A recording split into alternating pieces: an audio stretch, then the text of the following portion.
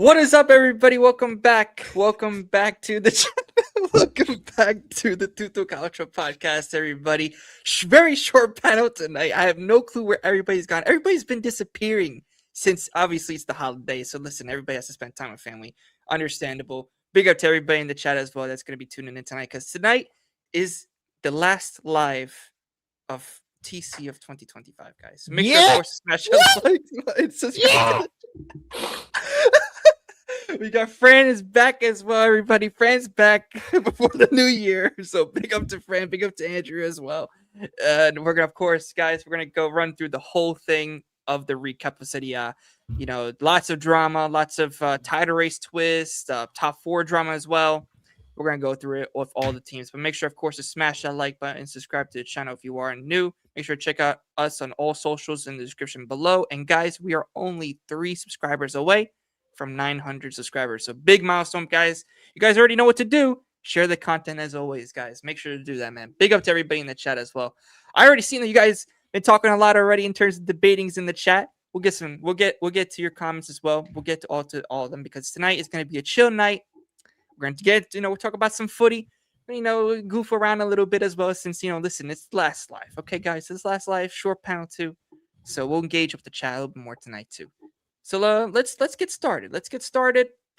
And you know what? Let's start with Napoli. Let's start with Andrew. Andrew, take it away, brother. So, well, I guess we'll just talk about how our weeks went. I mean, yeah, because the Super Cup stuff was wild. And after just the past game, we played pretty well. I mean, all things considered, it's our third 2-0 win in a row. Milan, Bologna, and now Cremonese. Hoyland, game after game. I mean, that guy's getting good. He's giving Lukaku, something to think about because especially he hasn't been playing for 6 months now. He's not fit. Hoyland's in form, so it's definitely going to be. I don't know if we're going to play with 2 strikers. But the game was professional. Other than a few dodgy moments, good performance. We could have scored more. Could have scored 3 or 4, but kind of sucks. Someone else dropped points. Everyone's winning their games. I wish Atalanta did a little better. Yeah, Atalanta. Yeah, the lovely Christmas present that Inter got given to them. But yeah. Gym City. What is that? 9 wins in a row. Shitty. Gym Shitty at this point, man. I mean, I don't expect any different now from Atalanta. So that's not a big game for Inter anymore. I think at this point. Yo, Atalanta just exists to give Inter points. Let's be honest. Over for them every time they can. Every time. So no matter how good they are, they were in a title race last year. They bent over twice. Nadine ducking the Hoyland talk. Oh, listen, let's see what she'll join tonight. We'll see who should join tonight. Brace. There's something I have to mention because of that. I still have people telling me that Jonathan David is a better striker than Hoyland. I don't understand. Are they okay? Did they need to be checked in a psych ward? Are they all right? Because they keep talking about his goals with Lille. I'm like, what does that have to do with anything? But, oh no. But yeah, I mean, he's not at Lille anymore, bro. Is that you? Yeah. That's where there. I would say he's probably one of the top 3 or top 5 strikers in the league right now. So very happy with him. Dude, Lukaku's just killing it, man. I mean, not Lukaku. Hoyland is just killing it. I know. Before he's giving Lukaku a potential run for his money. I was not a fan of the signing either, but man, oh man, he proved me wrong. And I always love to see that. Yeah, I mean, he's played in the league before, so I knew that. Not like wow, he knows how to hold up play, especially in Serie A. So I mean, he's played before with Atalanta. So I mean, I am somewhat surprised that he's cooking, despite the fact that he came from Manchester United. But at the same time, I'm not, because I'm like, well, you got to remember he's played in the league before, so he knows Serie A. He knows how to be a striker, especially in Serie A. Exactly, and but from what I've seen, from even the first game he played for us compared to now, really improving game after game, and considering that he's only 22 years old. I mean, I feel like it's going to be a really good investment. No, exactly. He needed time. Exactly. Now he's adjusted. We're forgetting that don't forget, he's playing under Antonio Conte, the guy who made Lukaku one of the best back to goal strikers in the world. When Lukaku came to Inter, he wasn't good at playing back to goal. He was a running behind striker. He was fast, but he was he had speed. But Well, are you talking about Lukaku in his first stint or Lukaku in his second stint? in the first stint, when he First came stint. from United. Oh, I was gonna say that Lukaku was lethal. Yeah, lethal. Yeah. Yeah, God, man. that Lukaku, but he was a running behind striker. Lukaku wasn't good with his back to goal when he first came to Inter. Well, I think in the Scudetto season for Inter, he did have his back to goal. Well, from that's time the to thing. time. That's the thing. It was Conte who I think there was like a quote from him or quote from Lukaku or something where he wasn't comfortable with playing with his back to goal when he first joined Inter, and Conte made him in every training session play the entire time with his back to goal, like with their biggest defender, with Inter's biggest defender on him the entire time, and I'm imagining something similar like that is going on. With, Yeah.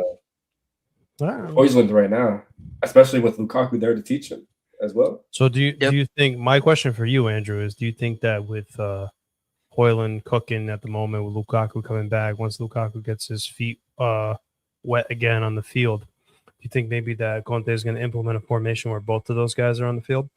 I mean, he's already said it in an interview where think that it's a possibility. I guess we'll see what happens, but Now, what does this mean? If that's the case, what does this mean for David Neres and Politano? It's hard to say. Well, Politano can.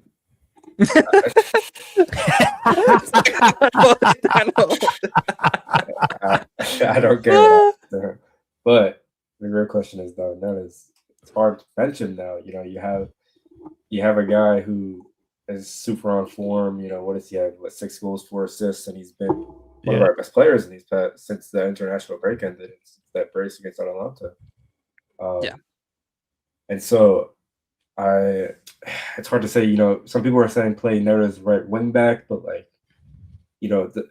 that it's going to limit him to a certain extent because he's going to have to track back, and that's kind of what was limiting him in the first place when we played him. That having to do that Politano role where you track back, and then playing in the 3-4-3, he was able to be a little bit more free in the final third, and that's where we've seen him play his best.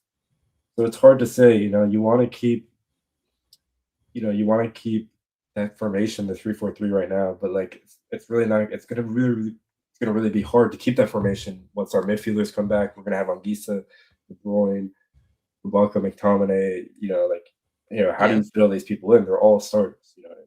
And that's the thing, and that's the thing that Conte is going to have to really decide is which formation is he really going to go with? Is he going to go with the same formation that's been working, or is he really going to, because he has all of his midfielders that are coming back, change everything up? And that's the thing.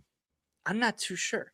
I think that, listen, with Conte, especially if KDB comes back a little bit earlier than expected, I think that's going to be the question mark, is where is he going to play KDB? Because, KDB is going to be definitely at least a starter. Has to be a starter. When is KDB expected to come back? Late January, early February. So that's not too far away. No, not too far away. Anguissa's coming back earlier, though. He's coming back. Well, because Anguissa's in AFCON right now, right? No, he's not. He's still injured. He's not going. Oh, that's right. That's right. He was supposed to, and then the injury okay, yeah, that's right. Mm-hmm. Yep. That's right. So that's a big topic with that. Yeah. Hey, the 2 goals that Napoli scored with Hoyland. For me, I just think Napoli, they went in there and handled business. They did what the defending champions of Serie A do, whether it would be Milan in the past or Inter in the past or whatever. They went in there, they took care of business. It wasn't the prettiest of games, but they got the job done. Absolutely. I thought, again, Hoyland was doing an awesome job. He was completely terrorizing that defense with his hold-up play and with his pacey runs behind it. I think he could have got a hat trick. To be honest, he could have scored 4 goals. Yeah. He could have had 4 goals. Yep. But it is what it is. You don't always convert your chances.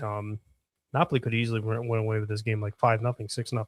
Yeah. Cremonese had their chances as well. There was a few chances Cremonese had, but even if those chances were converted, I don't think it would have made much of a difference. But it just upsets me that Cremonese can play horrible against all these teams.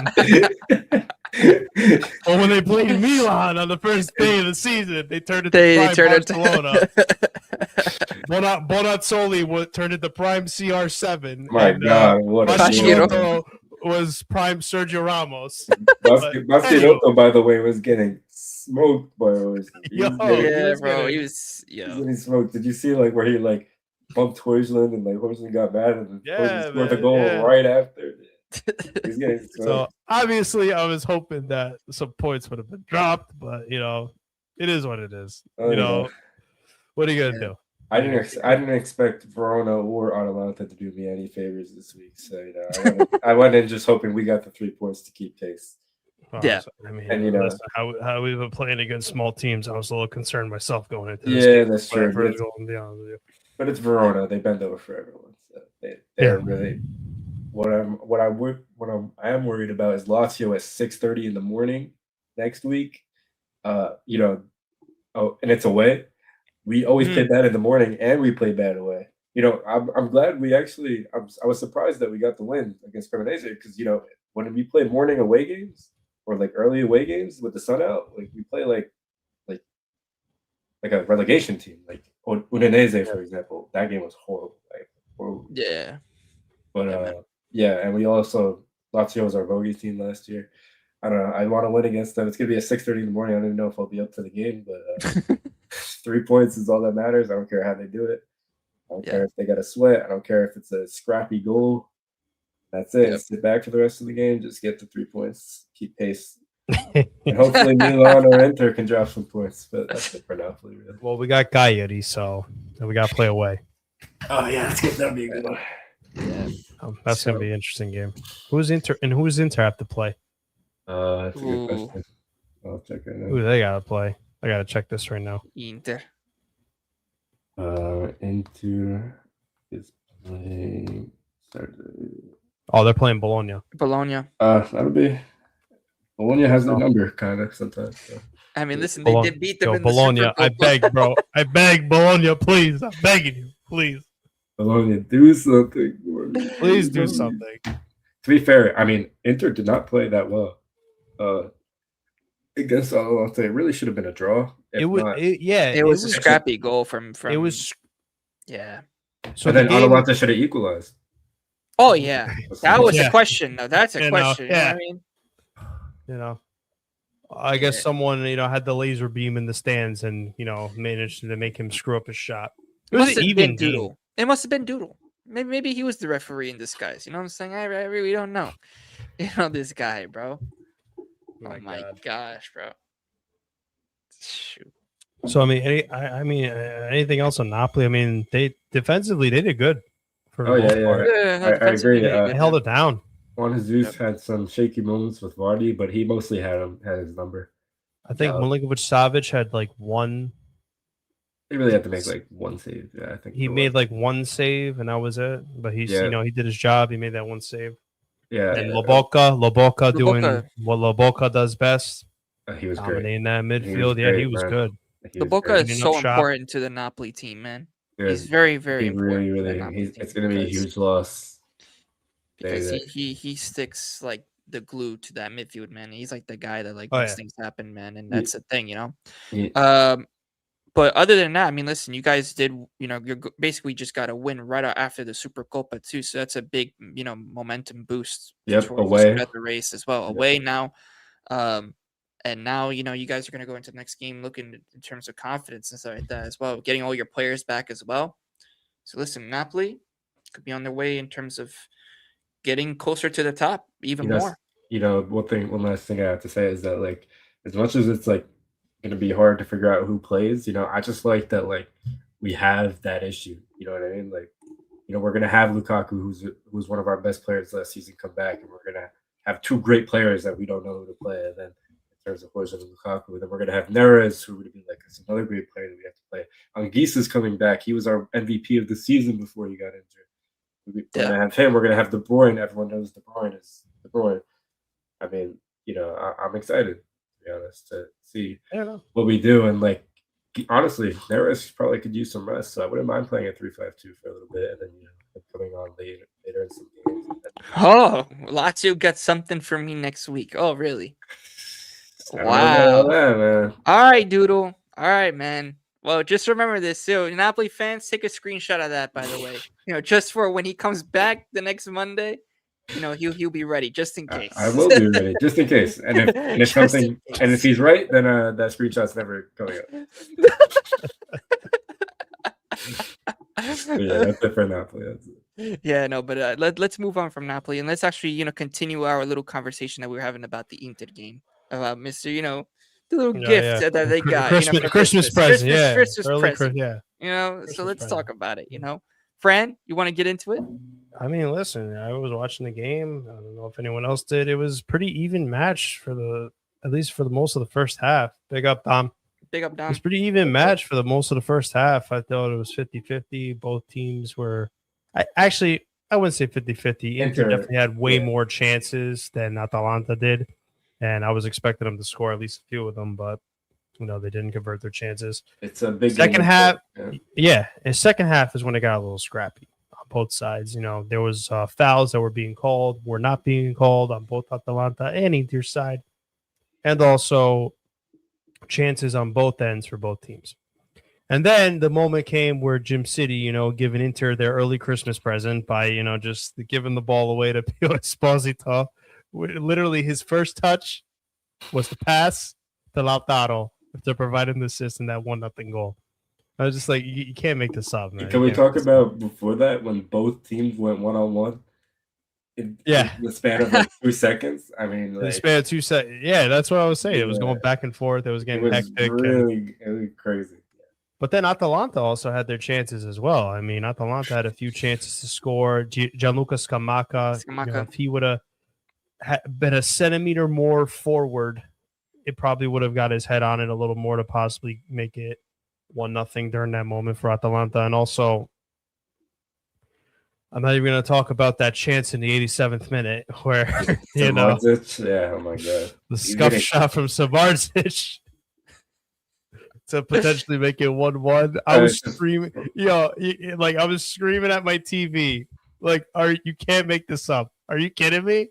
Like, how? How do you scuff that? How? Right in front of the goal. I don't get it. No one's near you. You're in front of the goal. Jan Sommer was absolutely pissing himself. And then you just scuffed it. You just gotta put it on target. It's Sommer. Yeah, just put it on target. Even if Sommer saves it, just put it on target. That's all you gotta do. But no. Inter ends up winning 1-0. They go up 1 point above Milan for first place. But this is a very exciting season so far at this point for Serie A. Just Inter's in first with 36, Milan's in second with 35, Napoli's in third with 34. Roma's in fourth with 33 after the 3-0 win today against Genoa, and now Juventus is in fifth with 32. So all those teams within 4 points from each other from first to fifth place. It's crazy. This is a very, very tense season. But you know what? I like that though. I like that because it shows that it even shows more how much Serie A has improved over the years, being so competitive, especially in these last 5 or 6 seasons, compared to when Juventus was just consistently dominating every single season, winning the league by freaking 20 or so points as soon as February or March rolled around. So, yeah. But to go back to the game, it's just no. I mean, I think that I would have loved for Atalanta to have taken their chances as well, but unfortunately, these things happen in football. Nothing you could do. Inter won the game, unfortunately. Obviously, I would have loved for the game to be in a tie or even Atalanta win, but it is what it is. Lautaro continuing his form. He's got 9 goals. As much as I hate the guy, personally, I can't deny that he's a good striker. He's got 9 goals, and he's going toe-to-toe with Christian Pulisic right now for the Capo Cabinieri at this point of the season. So Pulisic's half. Not a thing, Fran, about Lautaro, right? About Lautaro is that he only scores against the small clubs, So do we consider? So this is me. Yeah, I was gonna say, does this mean Atalanta's a small team? I don't know, man. You know what I'm saying? I mean, listen, if Aster's in the chat, speak up because you're not the Atalanta fan in the chat. Listen, You know what I'm saying? they bend over for them Yeah, they every bend over year. every year. Yeah, Nine in a like row. I said, year. Atalanta literally exists just to give Inter points. I'm not even Yes. joking. Yes, bro. Not Like even even he admits, bro. He says it's fine, bro. We always lose. Fucking lose to them. So it's every time, man. Even if it's a tie, it still counts as a point that you're giving to Inter. Even if it's a tie, He exists just to give this team points. Yeah, man. But anyone else got their takes on Inter? Anyone else?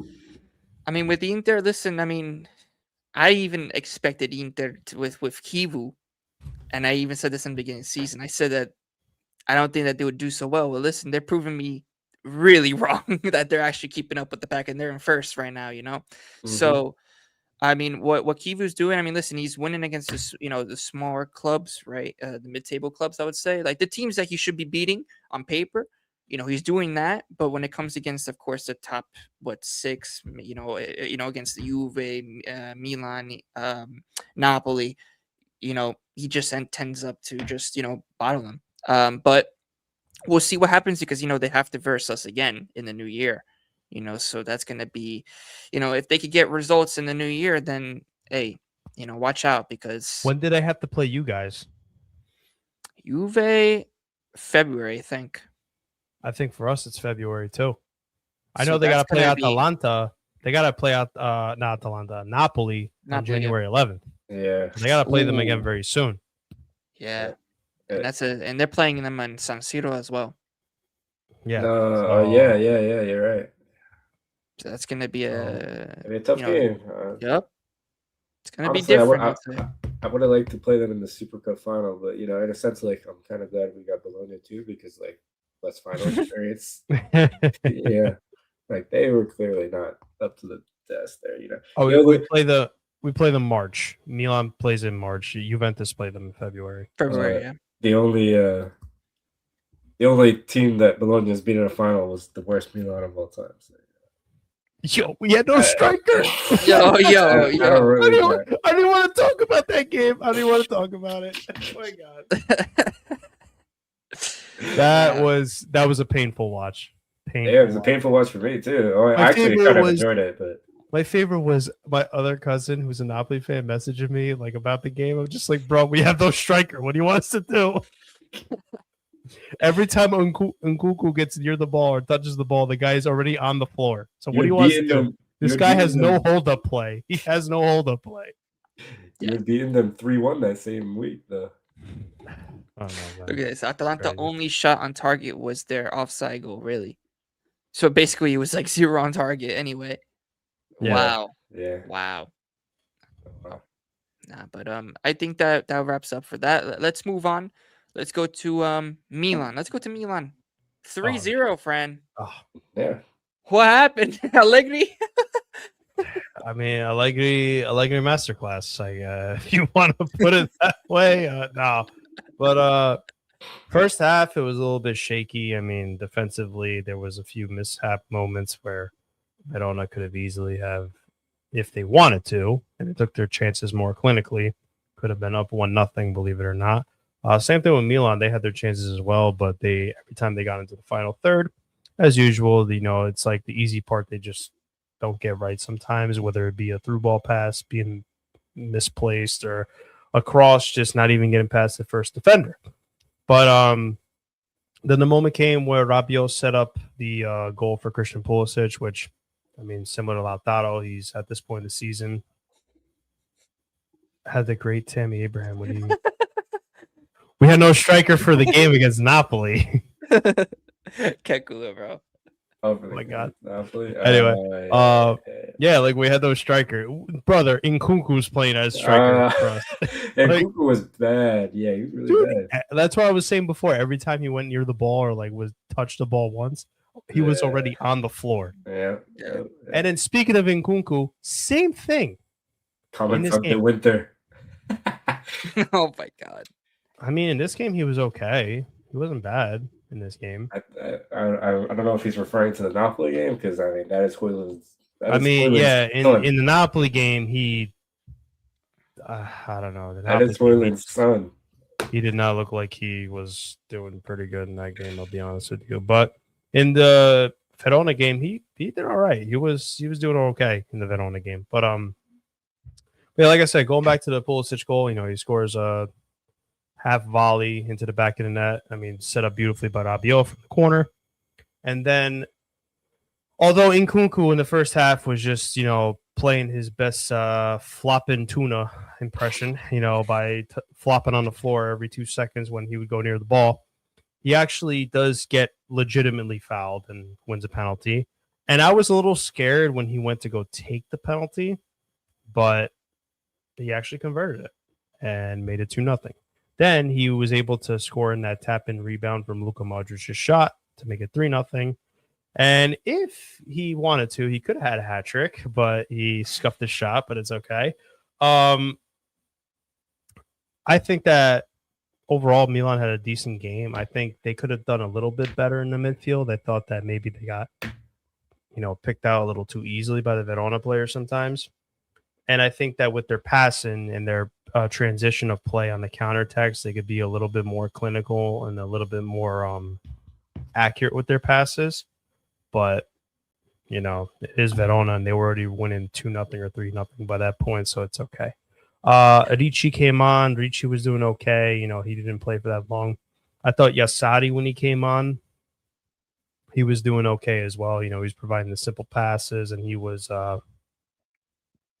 some of his long passes were very good. I think if Allegri starts to incorporate him a little more into the team, I think he could really flourish into not only a starting 11 player, but also a player that will definitely be one of our key midfielders alongside Modric and Rabiot.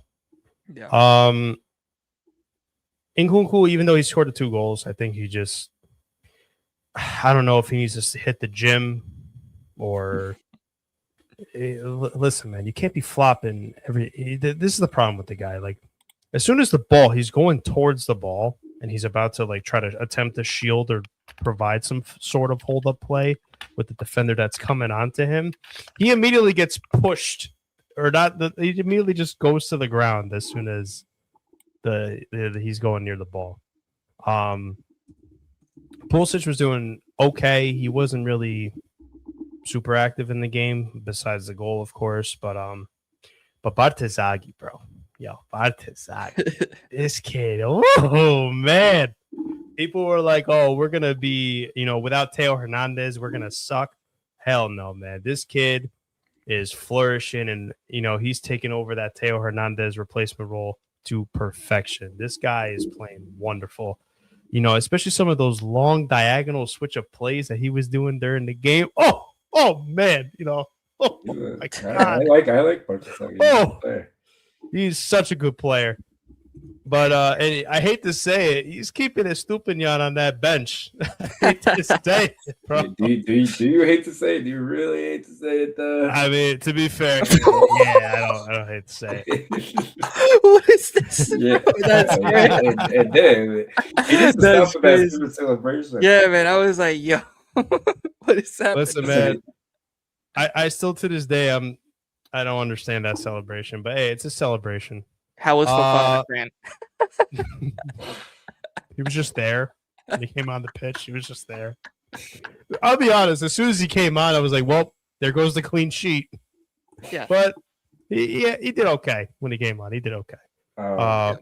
Now that he's back from injury, and that was like a little bit of getting his feet wet when he got substituted into the game, I was like, "Oh, great! This means that he's going to start in the game against Cagliari." So I got to mentally prepare myself, for this game on Friday. So yeah, man. But I'm trying to think what else. Rabiot did wonderful in the midfield as always. He did a good job. Tomori doing very good defensively. Pavlovic doing very good defensively. Modric, I mean, what can you say about Modric? He's world class. This guy, even at his age, he's doing wonderful things with this club. And yeah, I mean, there's really nothing much else I have to say. I mean, Magnan had to make like one decent save, and that was it. And then I think Milan, similar to Napoli, not the prettiest games, but not the prettiest of games, but they got the job done. They got the 3 points and they got the clean sheet. What I'll say for Milan is that for Nkunku, I feel like, I mean, the 2 goals he scored, nothing to marvel about, No, nothing. yeah. But for you guys, I'd be at least somewhat optimistic in the sense that he scores 2 goals. He does his little balloon celebration. Maybe he gets some confidence. Maybe he.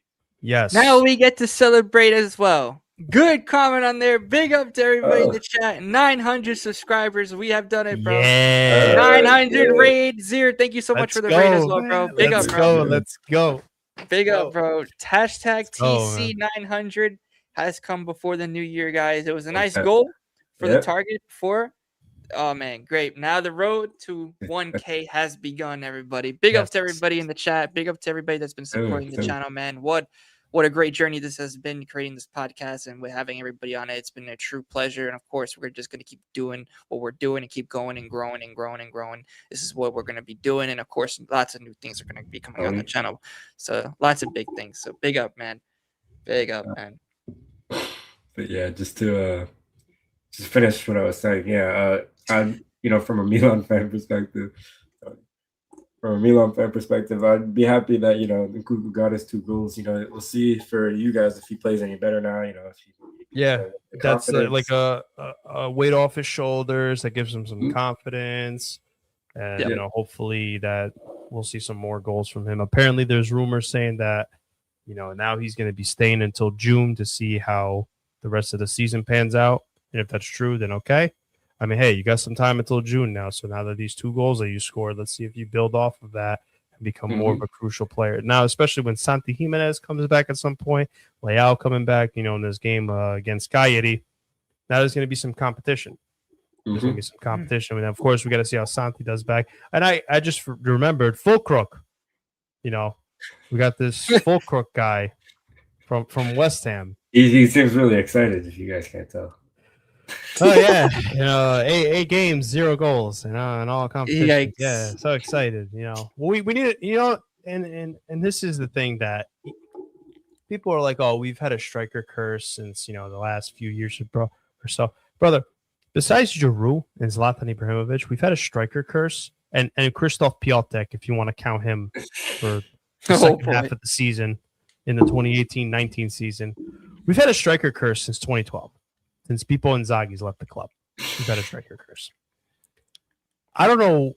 It's like we splashed the cash. Like, I'll get Nkunku as an example. Like, we splashed the cash on all these players like Santi Jimenez, Nkunku, all these guys. And when it comes to the striker, it's like they pretend like they got no money. And it's like, okay, we got to go for this bum 40-year-old or 35-year-old striker who's already washed up. And God forbid he takes 3 steps, on the field. He's going to pull his groin while he's trying to move around there on the pitch. So, listen. What I'll say for Milan is that if you guys wanted a statue in the box, we have Lorenzo Luca, and we would have given to you guys a little bit cheaper. Listen, oh my God! At least it's a young striker. A young striker. He's in his 20s at least. Oh my God. Abdallah says you are the Chelsea of Italy in Serie A when it comes to strikers. Dude, my pressure for playing. Every team that's bad, that plays bad, or that has issues, they always say, "Oh, it's the pressure for playing for this club. It's the pressure. It's the pressure." I mean, like, no, you can't it's the keep profile. you can't keep using that. It's the profile. United fans. Yeah, like Nkunku. Yeah, he scored his 2 goals, but leading up to this game, he's not a striker. He's not number one. He's not a striker. He's not. He's technically a center attacking mid. He's not a striker. Number 2, his hold-up play is horrible. He's not a back to goal. He's definitely not a back to goal. Yes, and that's how Allegri's trying to play him. I'm like, yo, it's not gonna work. Why are you doing this? But like, yeah, I get it. Santi wasn't doing anything, but you also have to understand, like, he was playing on an ankle injury, and actually, that was just the main reason. He was just playing on an ankle injury. So even though he was playing on an ankle injury, he was still providing that crucial hold-up play, which led us to a lot of those chances being able to be created and converted by Milan in those games that we won. So, yeah, he wasn't scoring goals, but he was still doing something. Nkunku, it's like this guy doesn't do anything. Imagine if like Allegri had like Lukaku and Højlund or like Oh my god, like that. I mean, we'd be in first place by like 17 points. Yeah, if we had those players. And then no, he wasn't. And Doodle, what's crazy was he was playing on that bad ankle. So not even just the Juve game. Like he hasn't been bad in. You guys should have won that game. You guys should have won that game. Oh my god, man! I don't even want to talk about that. I don't want to talk about that game, bro. I don't want to. It was a 0-0 game. My god, man! It should have been 4-0 if. Listen, bro, even Leao would have won like twice, right? Even Gotti had a chance at the end. Twice. Leao won twice. Yeah. Oh my god. Twice. I was so surprised. Yeah, Leao too. I was obviously laughing. Olivia, please, no, please,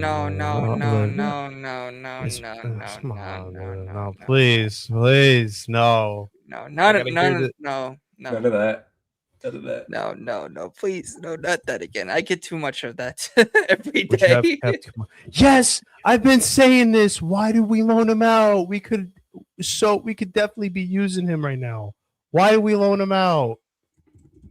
I've been saying this. My God.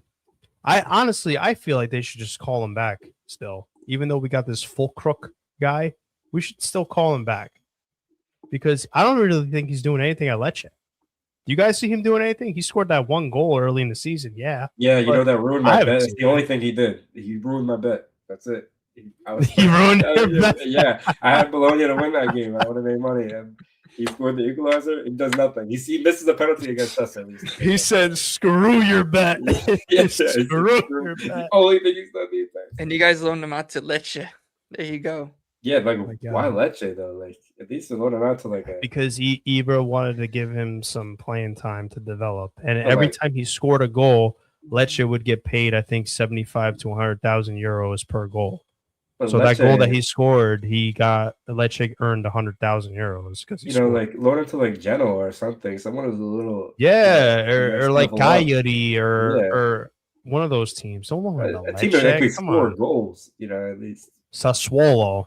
If Berardi didn't get hurt, I think Berardi would have turned him into a good striker. Him and Loriente. Yeah, I agree. Their attackers have holes. Yeah, that's why you don't create anything. Oh my gosh, man. Coyote would have made a lot. Yeah, well, they've been doing not bad. Yeah. Yep. But I don't know. You guys got anything on Milan? I mean, I feel like I went on a listen, I mean, you guys got important 3 points, I would say, as a lot of the other teams in Serie A too. Because listen, I think for the first time, like almost everybody has won, right? That's in the top 5. Everybody won. For what, Bologna? Yeah, it's been a while. Yeah, so it's been a bit. Bologna tied against Sassuolo. Yeah. Oh boy. So I can at least say that my team is not the only one that tied against Sassuolo. At least say. There you go then. Yeah, man. But let's move on. Let's go to Juve. Let's go to Juve, and then we'll go to Roma, and then we'll get some concluding thoughts and the other topics. Maybe we'll go around a little bit as well because I know Andrew has to go soon as well. It's a short pod tonight, guys, since it's a short panel as well. So what's going on with Juve? What's going on? Yeah. Well, let's talk about Juve. Okay, so Juventus win against Pisa 2-0. Goals from Kalulu and Yildiz. Again, the first half, we didn't look so great. I have to say, we weren't at the level where we saw against Roma and Bologna. But I have to say, in terms of the reaction from the team in the second half, we started to play. And I would say a good opportunity, and it was a great chance from Kalulu. It was off, I believe, an own goal too as well. But it was great because we needed the breakthrough. If we didn't get that breakthrough, it would have been definitely a draw. Or maybe a loss. Who knows? You know what I mean? Because in the beginning, in the first half, Pisa had their chances. They hit, I believe, the bar like one time. So they had their chances. I mean, obviously, a win is a win. We needed the 3 points as well because, hey, I mean, we needed to keep the momentum from the Roma and Bologna game, So we need to keep consistency because that's been the most questionable thing about this Juventus team is if we could really keep the consistency, And so far with Spalletti that has already come in. He's already won, I believe, seven out of 7 games, I believe, 3 draws and only 1 loss. Huh. I So wonder who that lost. I know, I I've been getting wonder. that all the time, man. It's okay. Listen, I it's 1 loss. It's I 1 loss. forgot. I'm just Hey, forgetting. it's Does 1 someone want to loss. remind me or?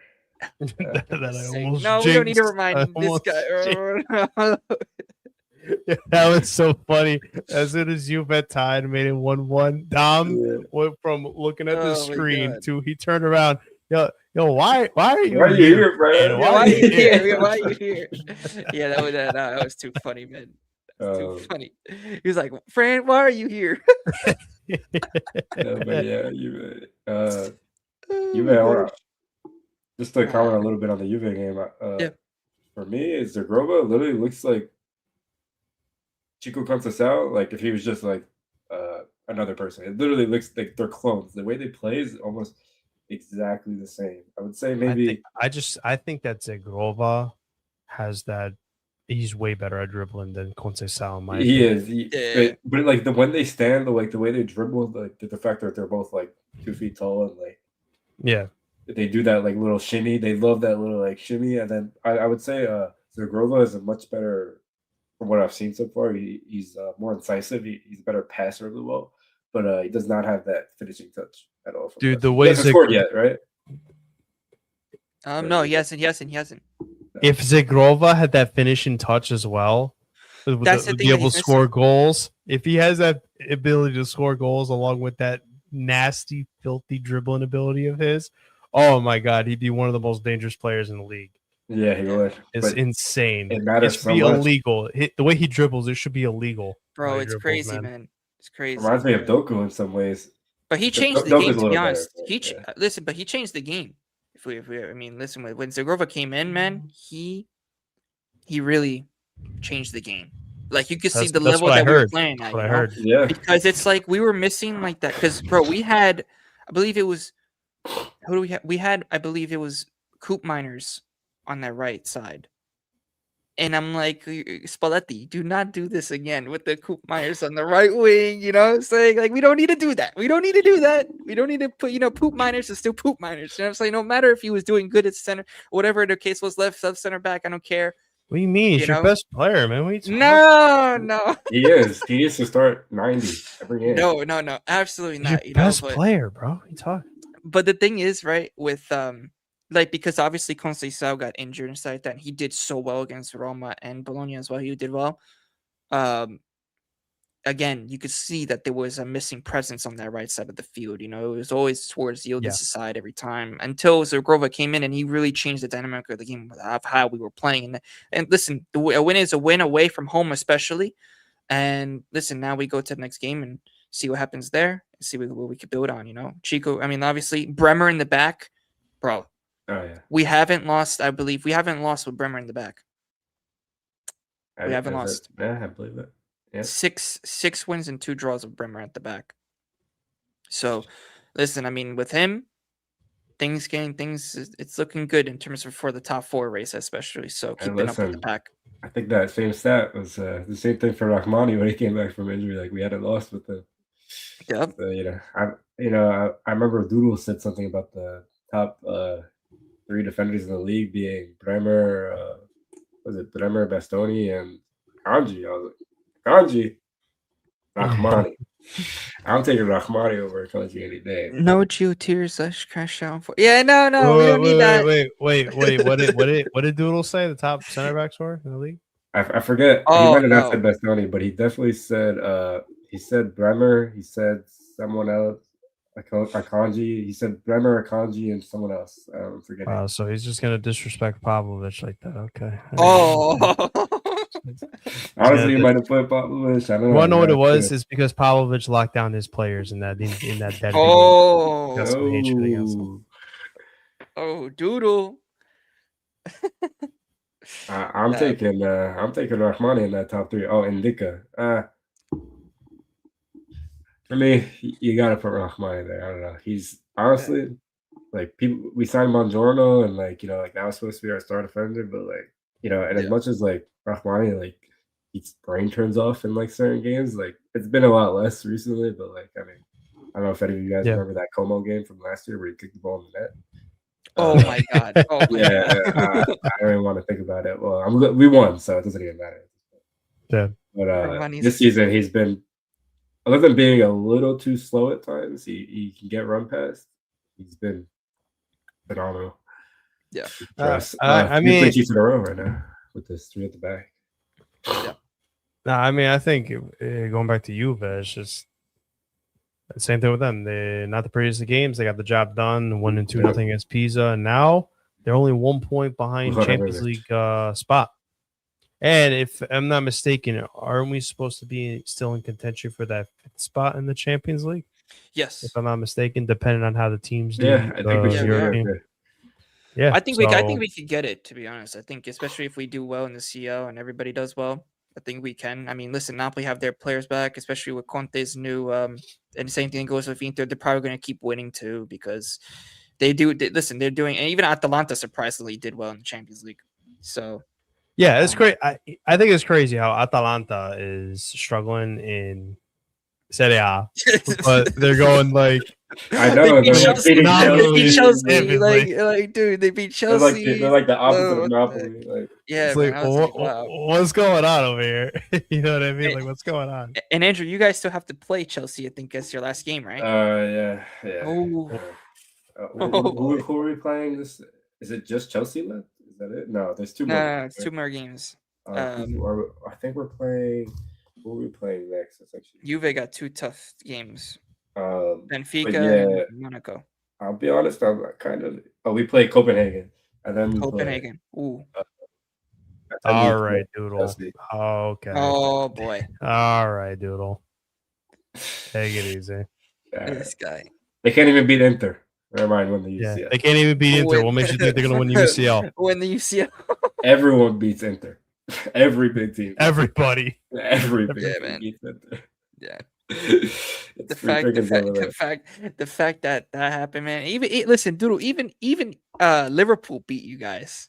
Even Liverpool. Well, I mean, except Roma. Roma also lost. Yeah, Roma. Well, yeah, but that's not a big game. We already kind of. I mean, listen. I mean, if you have, if you have Lautaro, also, you know, I mean, scoring against, you know, Atalanta, that's a problem because he always scores against small clubs this season. Yeah. There you go. You know, he doesn't score against big clubs.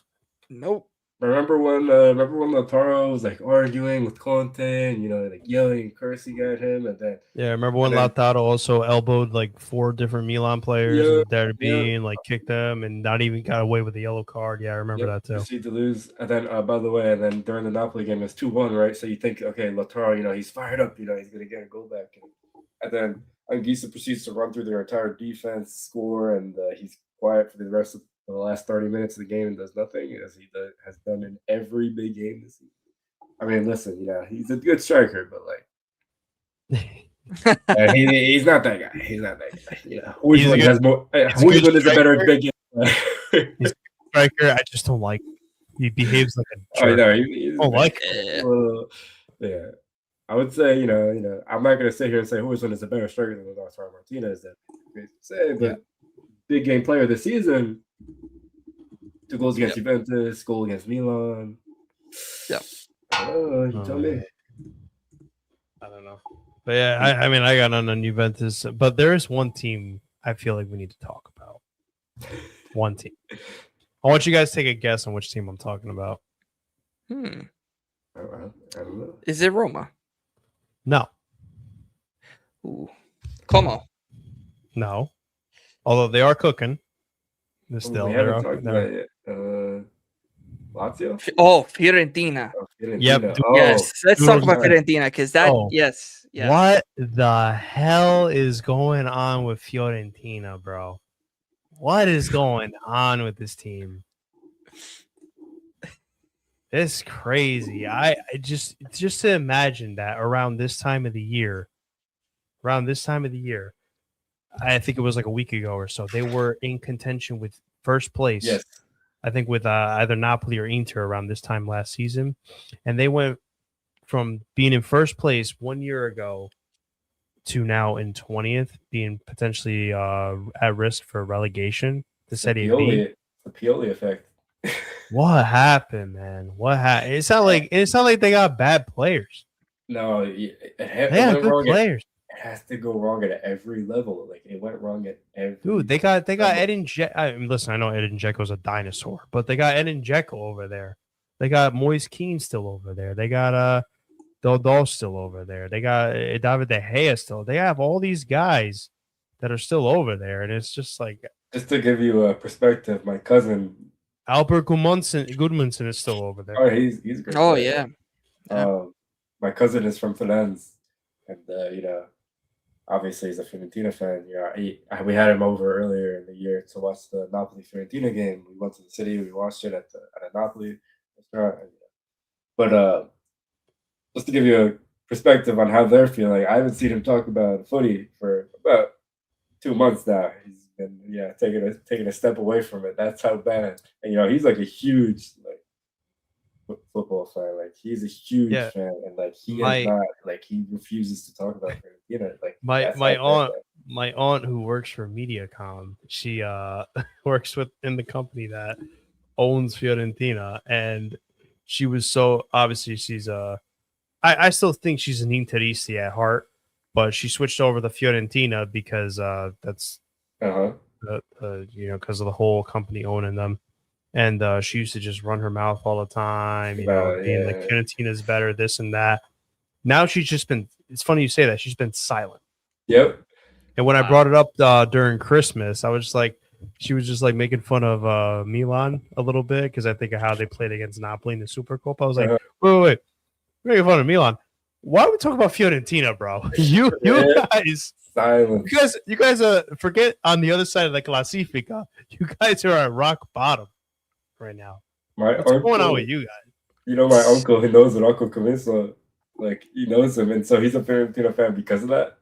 And man, he has been completely like every time I bring it up to him, he's like, it's like we'll not even hear it. It's bad. It's really bad. I mean, I kind of feel bad for them in one way, and also I kind of don't in another way because I still remember that 3-0 with Giovanni Simeone scoring a hat trick against us, to our hopes when Juve won.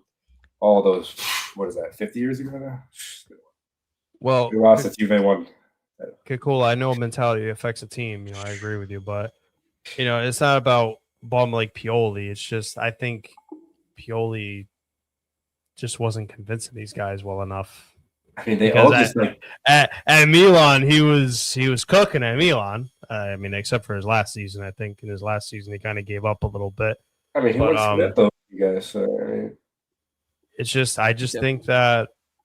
Well, it's also because, to be honest, we have Maldini by our side as well. But I just think I don't know, man. It's a really tough situation, and they got Conference League that they're still competing in this year. And I don't know if maybe they should just completely screw up in the Conference League just to focus on Serie A and try to avoid relegation, or if they just go all in the Conference League, see how far they get, and maybe potentially get in the final. And I don't know here's my question. If you get relegated, hypothetically speaking, you get relegated to the second division, you win the UEFA competition. Do you stay in the UEFA competition next season? You would. I think you would. Are you serious? You stay? Yeah. Even if you get relegated? Maybe Europa League players. That would be the most craziest thing, bro. That would be the most craziest thing. Is that's crazy, man. Well, let's talk about imagine if Fiorentina actually pull that off. They qualify to the playoffs. They get to the final. They win, and they're still in the Europa League next season, even though they go to Serie B. How crazy would that be? I mean, it's gonna be rough for them because the end of this year it's yard sale over there. I mean, go pick up whoever you can. Pick them. That's insane. Oh yeah, that's right. Wigan did do that. You're right. They did do that. Wow, that's crazy. Yeah, dude. Crazy. Yeah. My God, it would be crazy, but yeah. That's insane. Man. I'm gonna have to go in just a second. Yeah, man. Before I go, yeah, of course. I just want to say I want to ask you a question. Like, if you could pick one player from Fiorentina to pick up at the end of the season, who would you guys get? Kane. Kane. Kane. Yeah. We Yeah. need a striker. We need a striker, please. Kane. I guess it'd be the Kane, same for for the love Juve. of God. What do you think? Yeah, I mean, listen, with Keane, the thing is, listen, I would take him back, especially with Spalletti. Why not? I would take him back. Listen, I think he was cooking even with Spalletti before too, Yeah. when he was at the national team. So why Yeah, not? he I was. want him at Milan because he cooked with Allegri. So at Juventus. So that's why I want him at Milan because he knows Allegri. That's true. And we actually need a striker who is not only a actual striker, number Oh. 9, but is also young. He's young, man. He's young. Enough of these old geezers. Keane like plus that. oh my gosh, that's crazy. That would be a crazy thing. Everyone's Keane and gonna want Gasparini, to- bro. yeah. Oh boy, watch out. That means Roma. I mean, that's what Roma are basically missing. But they also won as well. If we talk about Roma too, they won against Genoa 3-1.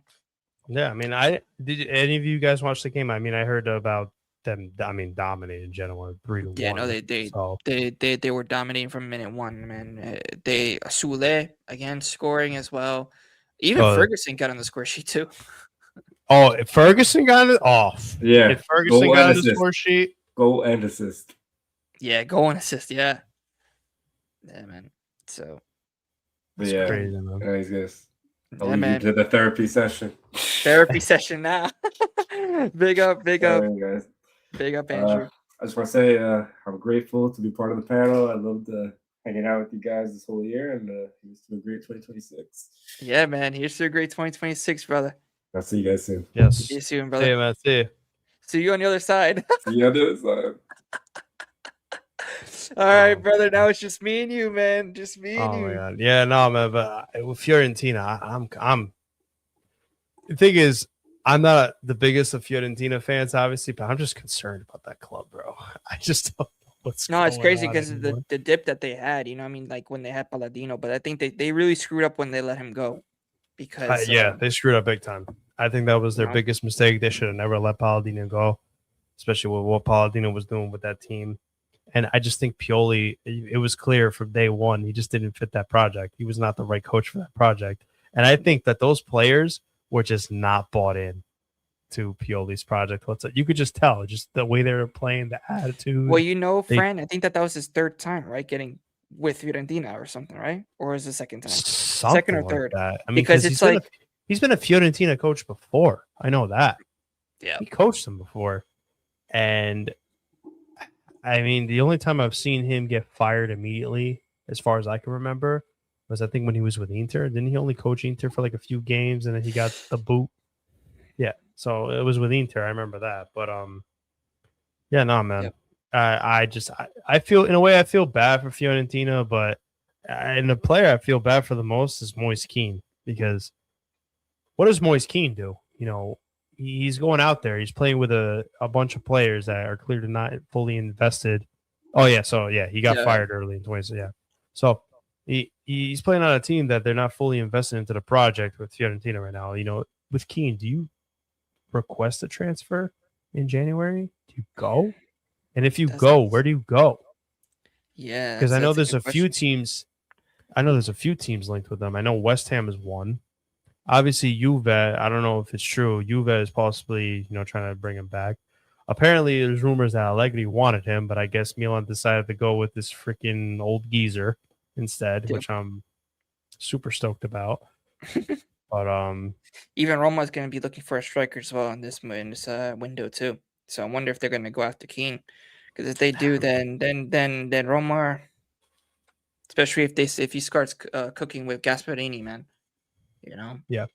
it all depends on that. But we have do you guys think Fiorentina players are throwing on purpose to get a move?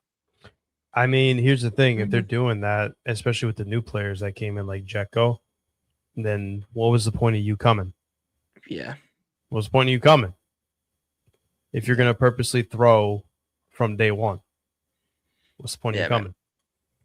They've also been like a mess in terms of like I would say management wise as well. I mean, it all starts from Comiso. I mean, letting go, making bad decisions as well. And then of course the mentality, right? The players didn't really believing in what Pioli, really wanted to tell them. I mean, there was a lot of disagreement in the locker room. I mean, even Jekyll said it like to the press.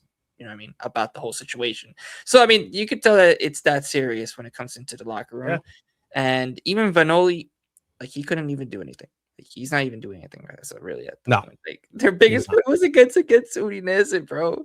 Like 5-1 against 5-1. Udinese. I'm like, how is that? I'm like, how? And the fans, they were celebrating like they were in the World Cup final, and like they were celebrating every single. And I don't blame them. They were cherishing every single goal as much as they could because they knew that probably the next game they were going to go back to sucking, and sure enough, that's what happened because they lost 1-0 to Parma. This is also a dangerous, bro. Roma's going to get Xerxes, bro. Yeah, actually, that's dangerous. I want to talk about that as well. Yeah. So is this true? Like Xerxes is going to Roma? Oh shoot. Okay. Hey, Roma's in 4th place right now, and maybe they could potentially Gasperini could work his magic, bring Xerxes back from the dead and revive his form that he had with Bologna.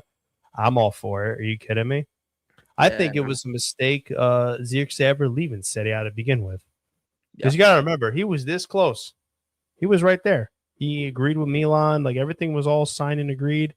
But his agent at the last second asked for that like crazy sign-on bonus, and that's why Milan pulled out. Otherwise, he would have been he'd still be a Milan player right now if he would have signed with Milan. But it also would have depended on how he did. But I don't know. Seeing Raspadori allegedly. Wow, so Roma's already making the moves already. Masada's already doing that. Already making the phone calls. Yeah, Masada, man. I mean, I miss that guy as a sporting director. Him and Maldini. I miss those guys. But no, I got to deal with Forlani. A year ago, Fiorentina had one of the brightest futures in the country. Oh yeah, for sure. I mean, Dude. what they were doing, they had the chance. Like even with if they would have kept Palladino, they could have even made a push for the Champions League spots. You know, the way that they were playing, I mean, bro. Yeah, man. 3-0 against us, 3-0 against you guys as well, Doodle. I believe you guys lost 3-0 to them as well. In the second game. The first game they played, Inter won because, it's out of bounds is still considered inbounds. So we won't talk about that. Yeah, and then the second game, both teams, it was bad. And 5-1 against Roma too. Yeah, I remember that. We lost to them as well. You guys lost to them too, right? Yeah. Oh my god. Of course. Oh my god. In the first game, because Oh, I guess yeah. With Teo Hernandez wanted to take a penalty kick because it was his birthday, and Tammy Abraham wanted to take a penalty instead of Pulisic because that made sense. No need to mention dark times. Your era doesn't exist to us anymore. Just a bad dream. Okay. Oh my god. I don't know, but what do you think else is gonna happen? In the January transfer window. What do you know? I want to hear from you. What do you know that could potentially happen in the Serie A transfer window? Well, what I know is Juventus on the Juve side, we're looking into Fratesi. I heard about that. Now, is that like an official, like it's going to actually happen, or is that just conspiracy? The thing is, it's supposedly with this what's his name? Muraremovic, I believe, from Sassuolo. Yeah. We're looking in for him as well. Juve, we have also a 50% reselling call, so we, if we could buy him back. But I don't know if we're gonna get it. I mean, Inter's also looking at it, but the thing is, Spalletti really wants Fratesi. Like I think we're gonna start getting close to Fratesi, but we are supposedly really, really linked, and it's like red hot zone linked right now with Marco Senesi from Bournemouth. Okay. A player that a lot of other teams as well, even in the Prem, are looking at too, including as well Barcelona is also looking at him as well. So we're in the contention for that guy. I mean, for the center back role. So listen, I wouldn't mind that because we need center backs. We need center backs, and then of course Spalletti. I believe in the midfield, he's going to be looking for a regista, a proper regista. I think if he gets that, That's also a thing. Now, the thing I've heard about, and I know it's just a rumor, but it was with the Gatti Ricci swap. I was like, no Yo, freaking way. I had a freaking heart attack, bro. I was like, there's no way this is real. There's no way this Because is real. I was like, Allegri wants Gatti, really? I was like, this is the thing. It's either it wasn't Allegri wanted to do a swap with Gatti for Ricci. That was 1000% a Furlani move. Why would you swap Ricci for Gatti? Why? Why would you do that? That'd be bad. If anything, you're not gaining value. You're losing value because I'm pretty sure Ricci's more valuable than Gatti. So what are you doing? So bad. That would be really bad. That would be probably 1000%. That was probably a Furlani move, and Ibro was like, "Yo, we got to put a stop to this because I got chill." what are we doing here? Yeah, Vlahovic might be on the way out already to Barcelona.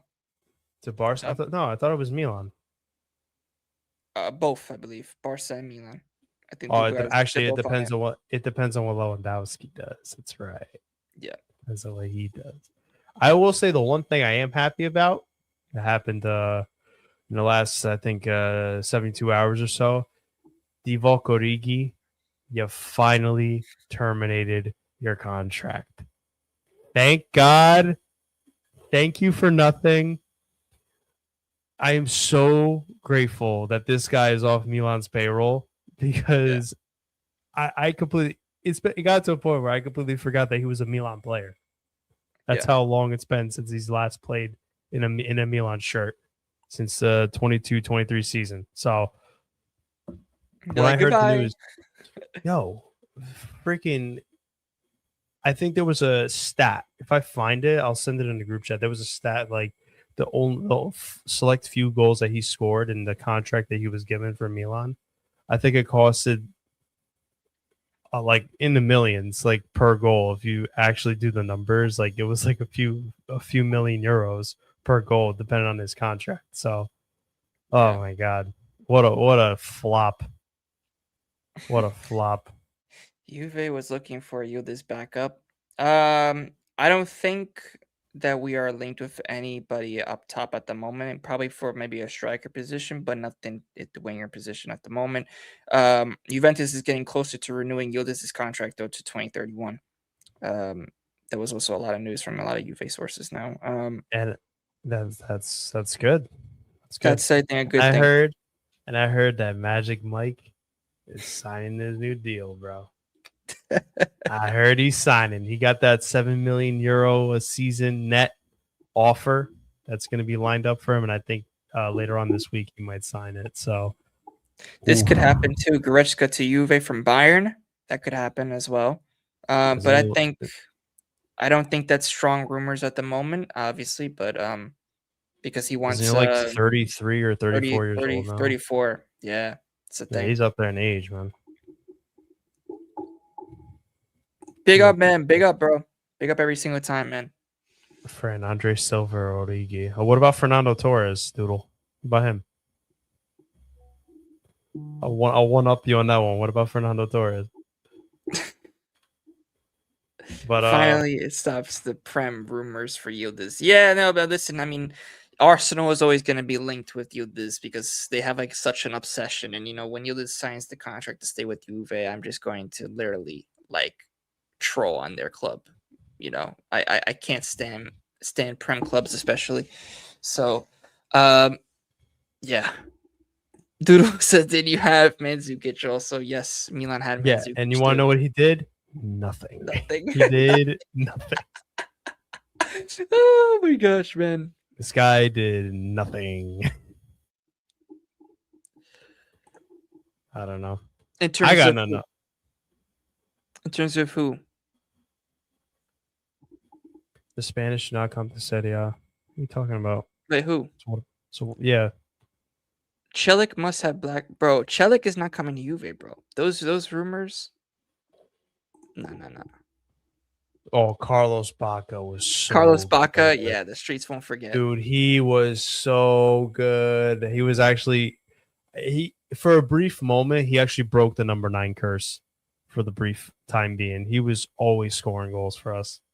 That guy Bro, he was was so underrated good. for you guys, man. Oh He was my really god, good. he was so good. But the problem was it wasn't really doing much because we still ended up in like what, 6th place, 7th place. So because our team was so great at that time. But I mean, I got nothing else, man. Do you have anything else? I got nothing else. I got nothing else at the moment. I mean, we'll just read off some chats and some comments. Any questions from the chat as well, and then we'll call it a night for tonight, guys. Obviously, last stream of 2025. We needed to make it. And also, listen, we did go out with a bang. We're already over 900 subscribers. So make sure, of course, to smash that like button, subscribe to the channel. Road to Yes. 1K, everybody. Road to 1K. You already know. Yes. So big up, man. Big up, man. Oh my god. Jerry, Wow. have you not heard of the Great Lake Como? Oh my gosh, man. Nah, but Niang also as well.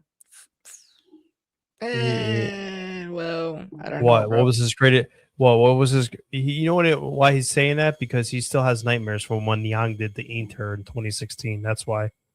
When Milan beat them 3-0 in 2016 derby. Ah, wow, man. But guess who's That calling? was Niang's only highlight in his Milan career. Guess who's calling me, Fran? Hold on.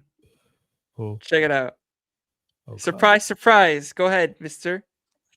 Yo, I heard we reached 900 followers. Yes, we did. Put me on mic. Put me on the mic so they can hear me. They hear you, Dom. They hear you, Dom. Words on the street is that we made 900 subscribers on the street. Yes, we did. Yo, listen, I'm a couple of whiskeys deep, so I'm already celebrating. Yo, that's good news. Love all you guys. Fran, you look amazing. You put in like skincare? You doing skincare now? You new oil ointment or something? You got something going on. It's real shiny over there. Real shiny, that face. You're glowing like an angel. You're glowing like an angel. Only for you, bro. Only for you. You said only for you, Dom. You said only for you. Yo, I love you guys, bro. Hey, I appreciate the chat, you guys. If it wasn't for you guys, we wouldn't be at 900. And I'm going to let you guys go because I got to pay this tap. So I'll catch you guys later. Have a good night. Love you, Gio. Yeah, brother. Love your friend. Stay up. Fran, I'm telling you, man, you got to give me a self-care routine, bro, because I don't know what's going on over there. You look like Hoyland when he went to Napoli, you know what I mean? Total transformation, you know? You know what it was? It's because I've been away from you for a month, so I de-stressed a little bit. Later, bro. Oh my gosh, he just... Bro, Dom. Mystery guest. It was Dom. First time caller, community call, guys. You already know, bro. God. Nah, but big up to Dom. Big up to everybody, man. We love everybody. We love all the TC crew. We love, of course, the community as well. Big up to everybody because, listen, we wouldn't have done it without all of you guys in the chat, too. So big up to everybody, man. Of course, share the content as always, man. He's drinking some whiskey. He's drinking some whiskeys. He's some whiskey down over there. You know what I mean? Over there. He's Yeah, drinking. bro. Look at this. Dom is out celebrating with Stephanie. Oh, big up Deontay, bro, man. Oh my gosh, bro. Bonaventura. Yeah. Yeah, but he wasn't a striker. He was a midfielder. No, midfielder. He wasn't a striker. Although he kind of played like a shadow striker for us because he was scoring a lot of our goals and assisting a lot. Big up to Gravina. Gravina. Why should we big up to Gravina? No, absolutely not, bro. Sorry. No. Gravina. Oh my Gravina. God. Come on, bro. Come on. Lord. This guy, man. I swear, sometimes I just wonder if Doodle's actually like an intertroll at this point, bro. He's trying to be like Sean, and it's not working. Yeah, it's not working. Because we won't have to see the orange ball again. Oh my gosh, bro. Oh. Yeah, I heard about that with the orange ball stuff. Oh my god. Yeah, you're using an orange ball, and there's no snow. I don't understand that. I don't know, man. It's crazy. I mean, listen, man. Like I said, I got nothing else. Do you have anything else? I got nothing else. Yeah, man. I think we're gonna close it out, everybody. Big up to everybody. Big up to everybody, man. Make sure, of course, smash that like button, subscribe to the channel if you are new. Thank you so much to the community, of course, TC community for the 900 subscribers, and let's keep it going, guys. You already know what to do. Share the Oh wait, content with your friends, wait. family. Yeah, Hold go on. ahead. This guy's got one question because Oh, what's one swap you would do between Milan and you? oh boy. Hey, listen, I got an idea. You give us Yildiz, we'll give you Gabia. How's that sound? No. We're good. We're good. We don't need How's that that. sound? You know what I mean? But we could give you Gotti, you know what I mean? Or we could give you Lord Belly. We could give you somebody actually on that sort. You know what I mean? We could give you At that point, who I just keep Gabia at that point. Oh my God. Keep Gabia. Maybe we'll give you Locatelli, you know what I'm saying, bro? Oh hell no! Hey, listen, give you all right? Locatelli. my midfield's finally cooking again for the first time in a few years. We don't need it destroyed from look at the smelly. Okay, You know, really destroyed. before we do end it, did you see the argument that he had with Spalletti? Oh yeah, you didn't watch. Yeah, they had an argument with Spalletti. What? Yeah, What? because Spalletti took What? him off. Spalletti took him off, like around like the 60. I believe it was like the 60th minute when Zagrova also came on. Yeah. And he did not like being subbed off. Look at that, Lee, and he had a few words with him. And Spalletti told him to go sit down on the bench. Yeah, man. If the coach is taking you out, you're out. Yeah, man. I hate players who do that. Like they try to react towards the coach when they're getting substituted out of the game. And then we start playing better, and then we start playing. Yeah, it's like, listen, number one, you're not that good. You're an average midfielder. Number two, no offense, but Juventus started playing better as soon as you got off the pitch, from what Gio's telling me over here. So yes, man. Maybe it was a good thing you got subbed out. Yes, yeah, man.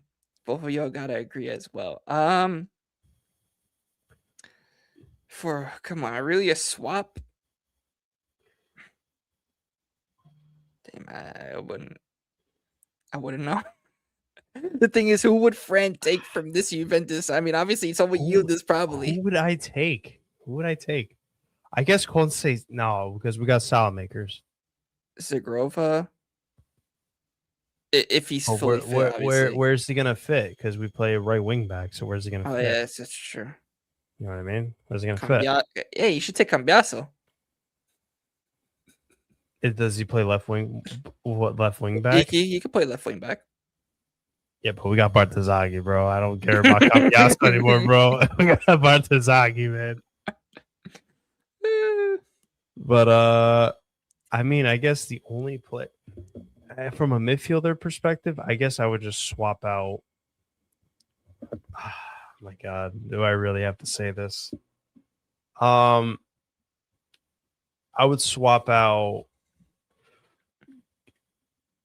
Kefren Turam, I guess. Yeah, Turam for Fofana. You guys take Fofana, we take absolutely not. We're not doing that, you know what I'm saying? Because I don't know who else to take. The only players I would really take from the Juventus team is Turam and Yildiz. There's no one else I would really take. I would for Milan, I would take Ricci. No, I need Ricci, man. I want Lega needs to play that freaking guy more, man, bro. He's got to play him more, man. I mean, listen, if he's not getting no playing time, and if this is true that he wants Gatti, hey, listen, we're all open ears. You know what I'm saying? And I know it's not gonna happen, but there's no way. There's no way. Unless if it's Furliani at the you know what I'm saying, at the wheel, then I don't know. Yeah, the only way it does happen is if this was a Forlani. No. Why would I? He's better than Fofana. Why would I swap a bum for another bum? Why would I do that, Doodle? That's crazy, Doodle. Oh my gosh, bro. I don't know. Both happy, bro. Oh my God. I don't know. I really don't know who I would take. I really don't know. I have no idea who I would take on a even. I guess I would take Kalulu back. You know, you guys. I give you guys Gabia. You give me Kalulu. I take Kalulu back. Because Gabia's not that bad. Yeah, Gabia's not bad at a player. He's been doing good, and Kalulu's been doing okay for you guys. So I would take Kalulu back. But why did we get Fulcro? Because we have no striker. We have no striker. McKennie all day for a Rabiot sub. McKennie all day for Rabiot. No. No. Rabiot's actually been doing great. No. Rabiot, Juve, remontada. No. Not dealing with his mother. No way. His mother's an listen. agent. His Hey, mother's an hey. agent. Listen, man, he's been cooking for Milan, so I'll deal with his mother all day. I'll deal with his mother. No, you know what? It amazes me that he wanted more money at Juve, but then when he goes to Milan, it's like minus the salary that he was earning Listen, at Juve. It was crazy though. I don't think he know. is getting paid decently, though. Decent. He's one of the second highest paid players on the team. You know who the highest paid player is on Milan right now? No, You're gonna throw up. don't tell me it's no. You're gonna throw up when you hear it. It's not Leao. Okay. It's freaking Nkunku, bro. Get the 9 heck mil out. a year. What? No, I'm serious. I'm serious. 9 million a year. Nkunku's salary is disgusting. I mean, you guys paid 40 million for him, right? Yeah, highest paid player, Christopher Nkunku, with an estimated gross annual base salary of 9.26 million euros a year. I am grossed out. Grossed out. Did he just say best Juve midfielder since Pogba? Oh, Rabiot. Doodle, you got to be kidding me, bro. Oh my god, it like upsets me every time I see that. And he gets a bonus as well, from what I heard. He gets like a 2.3 million euro bonus. So he's getting like almost 12 mil. Yeah, Rabiot is his second highest, 9.2. Christopher and Goku. Oh my god. Wow. And obviously Modric is 6.4. I mean, this is Modric we're talking about.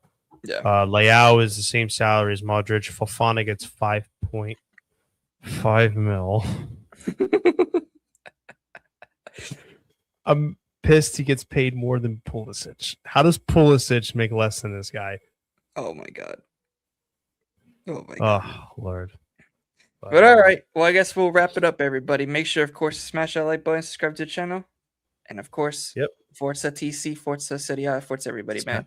900 subs, baby. Yeah, man. Let's Big go.